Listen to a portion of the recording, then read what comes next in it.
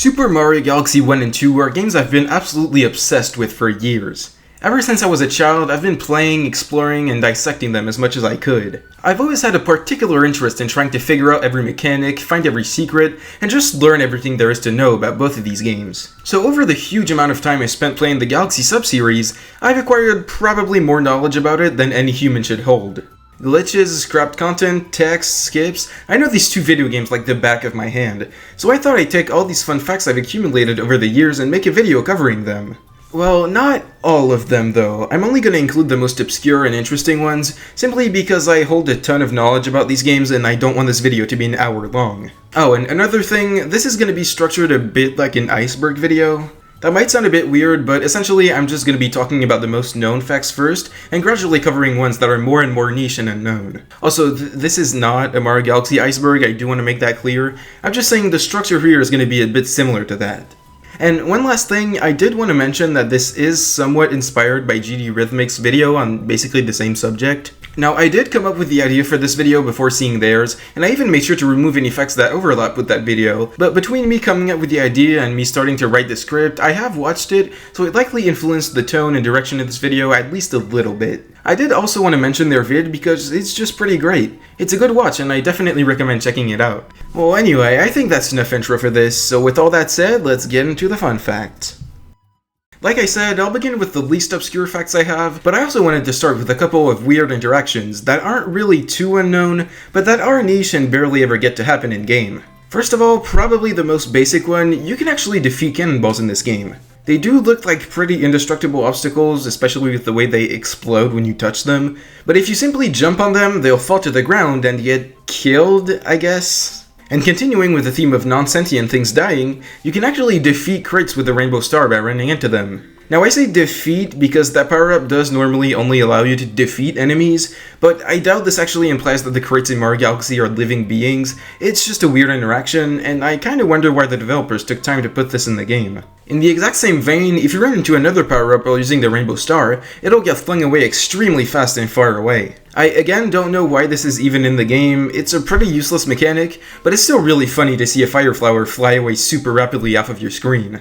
And the last of these strange interactions for now, if you spin at a crystal or an enemy while flying with B Mario and then hold the flight button, you get a ton of upward momentum out of nowhere. It's hard to say if this is intentional, really. It does seem like it, I doubt a glitch would cause something like this, but at the same time, this isn't explained or even hinted at in the slightest in either Galaxy games, so who knows. Next, I'd like to talk about an interesting piece of trivia, which is also somewhat known in the Mario Galaxy fandom, but I still think it's pretty funny and interesting. So in Good at Galaxy's first mission, there's a bit of dialogue on this house left by Yoshi here, which seemingly gets triggered from the door, but if you look at this planet in a Mario Galaxy level editor, you can see that there's actually a sign inside the house, which is what actually triggers the dialogue. It's a pretty clever workaround to not have to make a custom interactable object for this small part of text in the game, and I think it's a really interesting way of showcasing Mario Galaxy's more technical side.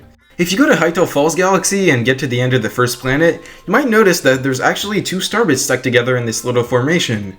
I don't really know why, it doesn't make any sense, and I'm pretty sure it's the only time in this game that there's two star bits on top of one another like this. It's not the only example of two objects being stuck together for no reason though, because if you go to Fluffy Bluff's first checkpoint into these cloud platforms, you can see that there's actually two of them in the same spot here. Now this is a lot easier to see in a level editor, but yeah, there's two clouds here for, again, no reason.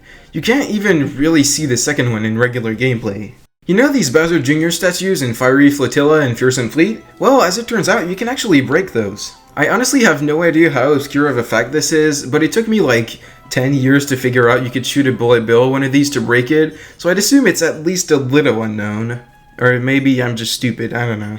I do think these statues are a pretty cool object though. Some of them release star bits or even a 1-up when you break them. Continuing with another obscure interaction that only happens in a castle level, in Lava Lair there's this Toad NPC here in a little secluded area, and if you talk to him, he says he found a star bit for you and he's sorry it's not a 1-up. After you close the dialog box, a few star bits spawn around the Toad, which is a really cute interaction. The reason I'm mentioning it though is that, to my knowledge, this is never used anywhere else in the game. This is the only Toad that spawns star bits, in this random spot in Lava Lair that most players probably never even looked in. It's crazy to me that this mechanic went so underused, to the point that most people probably don't even know it exists, yet it's a really cool feature. I honestly wish it was utilized more often in the game.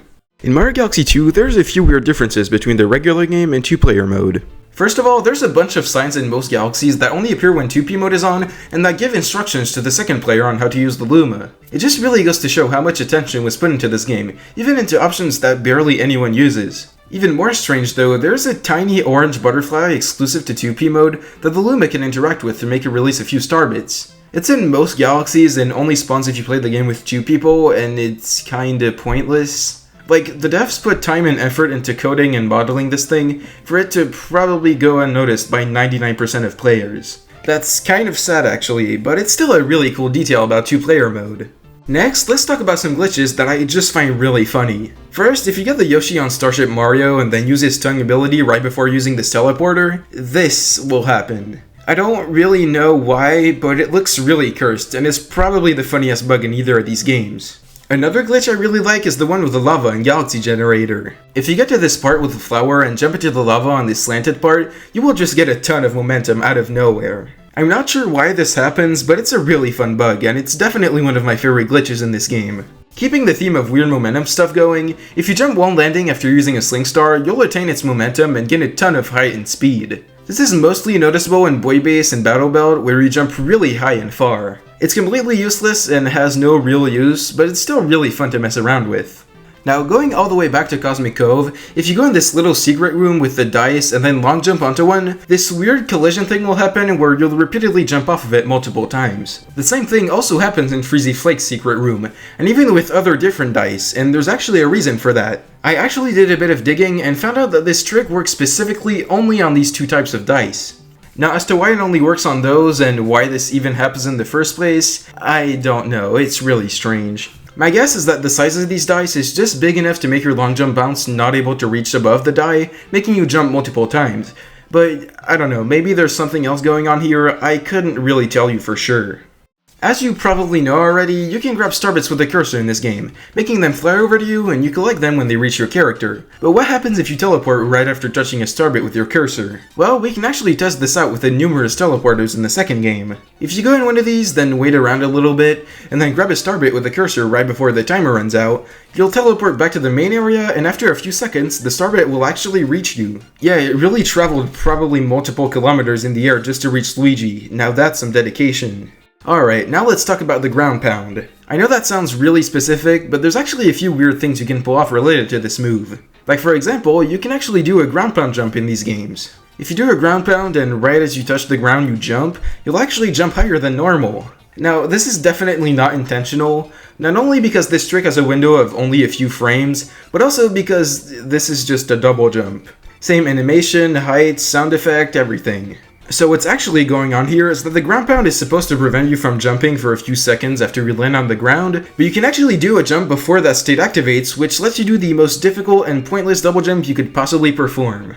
Another weird thing you can do is spin during a ground pound. And I'm not talking about a homing ground pound, no, you can spin and then do a regular ground pound nearly at the same time. This also has a window of only a few frames, but if you press the button to ground pound in midair and then the spin button at the exact same time, you'll perform a ground pound and a spin, like, separately. The spin won't come out properly though, it'll just do the sound effect and spawn the particles, but the hitbox won't actually be there. And last thing related to ground pounds, because I'm very tired of saying the word ground pound, if you do a homing one very close to the ground, it'll just cancel. Like it won't happen at all. Instead, Luigi will kind of act as if he spinned at the ground.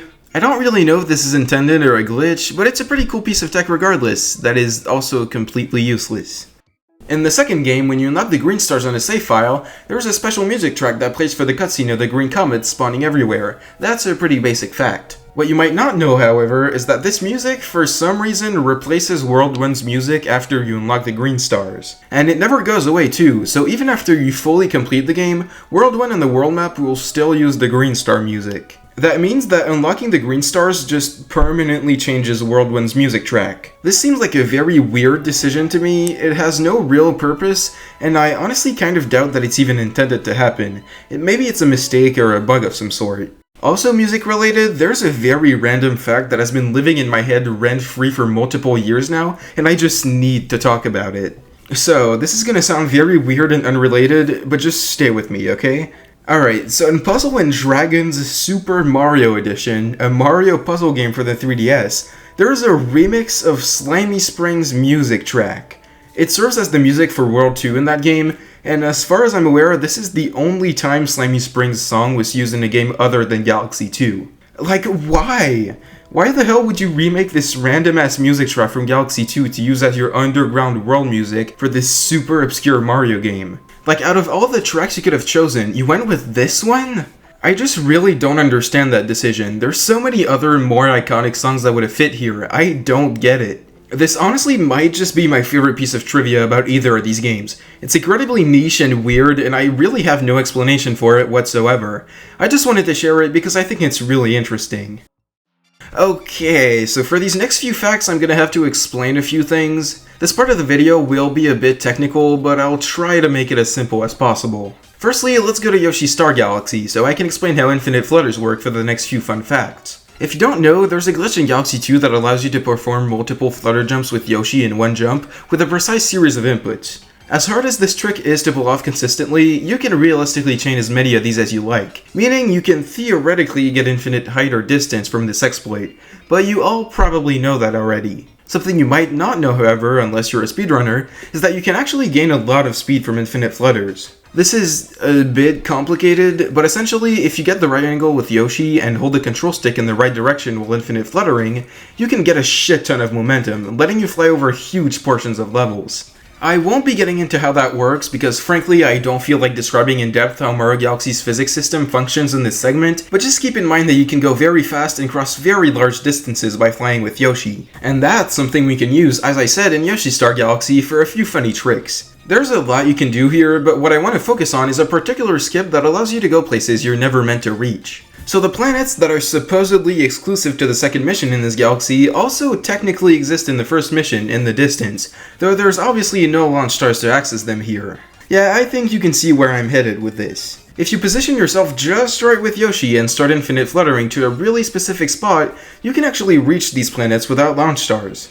This is pretty difficult to pull off for honestly a pretty non-existent payoff. In this state, since you're never meant to reach them, the planets don't have anything on them. The one with the boss is completely empty, this one doesn't have any Spinies or Lakitus, and neither does that one. Well, there is actually a single one up here. I don't know why, but it's still there, so I guess you can grab that if you want. This trick is, again, completely useless, but I just think it's really cool to be able to access these areas in a different mission when they're in this state. There's another crazy thing you can do with infinite flutters though, this time in Fearsome Fleet. Now I'm not just talking about the skips that allow you to fly over the entire level, there is actually something else here that I think is really cool. If you go to this portion of the level and activate this lever to spawn in these airships, and then infinite flutter from here to the ship with the comment medal, the hammer bro on the ship will just not do anything. This is due to you skipping a switch area by infinite fluttering to the side and thus not activating the hammer bro. If you have no idea what I just said, essentially it just means that you went too far away from the hammer bro so he didn't notice you were there.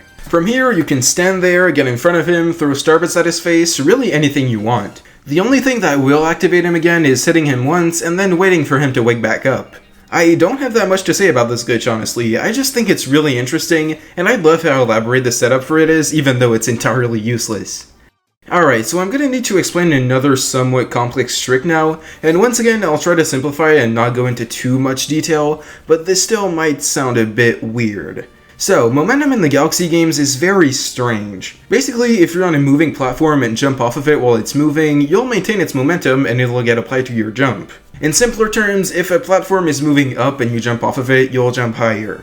The thing is, this applies to literally anything you can stand on that moves, including, amongst many things, the Cloudflower's platforms. Now that sounds wrong, because they don't move, except they do when you spawn them in. When you do that, they do this little animation where they very briefly spin upwards, and if you jump off of the platform right as you spawn it in while it's doing that animation, you'll retain the momentum and this will happen. You can also do the exact same thing with the bounce animation when you jump on a cloud platform, since it bounces down and then up. Using those two facts, we can do some pretty crazy stuff, like for example, beating Cloudy Court's first mission without launch stars. Yeah, that's a thing that's possible somehow. The first one is relatively easy to avoid, it's just some standard long jumping stuff, but the second one is a bit more complicated.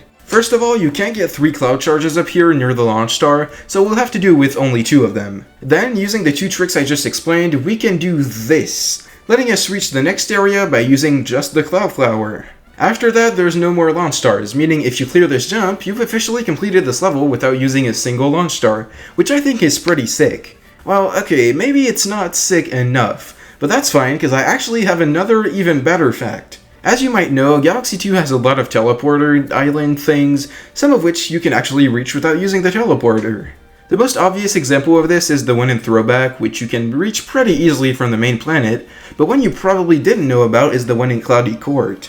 Yeah, you can actually get over there from here. Now that might not seem too crazy, but believe me, it's a lot harder than it looks. Combining the 2 techniques of the Cloudflower I mentioned with some extremely precise platform management, you can barely reach it and it's completely useless. I guess you get to defeat the enemies without a timer and then collect your 3 1-ups, but like, why would you ever do that? This takes an ungodly amount of skill and patience for the payoff of 3 1-ups. One of which you actually lose immediately since you can't get back to the main planet from here without dying. I think this might actually be the most unknown fact of the video. I'm not sure, but I did literally discover it a week ago as of me writing this, and I haven't seen anybody talk about it or document it or replicate it, so I don't even know if anyone knows about this. I really heavily doubt it's never been discovered, but also it's so incredibly stupid that almost wouldn't even surprise me. Like, who in their right mind would try to repeatedly do a jump that seems impossible and that has no practical use whatsoever? Well, me, obviously, but aside from that, I don't think many people would. Lastly, let's talk about a few areas in, again, the second game, that you were probably never meant to access. In Yoshi Star Galaxy, on the last planet of the first star, you can actually stand on these giant bones on the side. They have fully functional and pretty normal collision, almost like you were meant to go there. But also there's literally nothing here, plus this area is somewhat difficult to get to, so I don't really know why the devs bothered making collision for this random part of the planet that's barely accessible and that doesn't serve any purpose. Maybe scrapped content or something, who knows. Similarly, in Fiery Flotilla, you can actually interact with these giant green chains underneath the level. They also have fully functional and normal collision, even though there's obviously nothing down there. What makes this even weirder to me is that only the chains at the front have collision, the other 2 at the back don't at all. Again, I have no idea why this is even here, but hey, it's a pretty cool niche piece of trivia about this game. Lastly, in Clockwork Ruins Galaxy, there's a ledge inside this one specific platform that you can actually stand on. Now, getting to it is really tricky, but if you manage to wall jump off of here, then get another wall jump further inside the platform, you'll be able to reach this little ledge. There's nothing in here, obviously, and this trick is pretty useless, especially since you can't get back on top of the platform after doing this, but I think it's really neat to be able to stand under this place and see what it looks like inside. I also really don't understand why the devs modeled this platform specifically to have all these little bits sticking out inside it, but it's still a really cool fact, even if I can't explain at all why it's in the game. And that was my last fact for now. Thanks a lot for watching this video until the end, I hope you enjoyed it. Honestly, I think this is the most fun I've ever had writing a video. I know this is a very different format from what I usually do, but I've been wanting to make this video for so long, and it was such a blast to work on, that I kind of want to do more stuff like it now. I don't know if I'll do a sequel to this vid, simply because I'm not sure if I have enough fun facts left to make a whole part 2 on, but if I do find more stuff to talk about, that's definitely a video I'd love to make. Well, I think that's about everything I had to say for now, so once again, thanks a lot for watching, and as always, I'll see you in the next video.